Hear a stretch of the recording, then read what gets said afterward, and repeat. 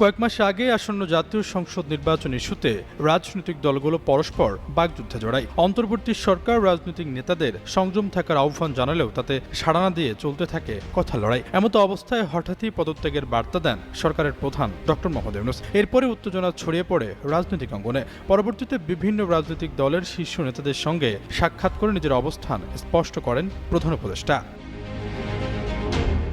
Doctor ইউনূসের মতে তিনি দেশের মানুষকে একটি অবাধ ও গ্রহণযোগ্য নির্বাচন উপহার দিতে চান, কিন্তু রাজনৈতিক দলগুলো যদি তাকে এই বিষয়ে সহায়তা না করে তাহলে তিনি নতুন একটি সরকার গঠন করে দায়িত্ব বুঝিয়ে দিয়ে পদত্যাগ করতে চান। এই ঘটনার পর থেকে রাজনৈতিক অস্থিরতা কমলেও সম্প্রতি নির্বাচনের রোডম্যাপ ঘোষণার পর আবারও নেতাদের আক্রমণের শিকার হচ্ছেন প্রধান উপদেষ্টা। বিশেষ করে সরকার প্রধানের লন্ডন সফর নিয়ে রাজনৈতিক দলের একাংশের অসন্তুষ্টি সৃষ্টি করেছে নতুন সংকট।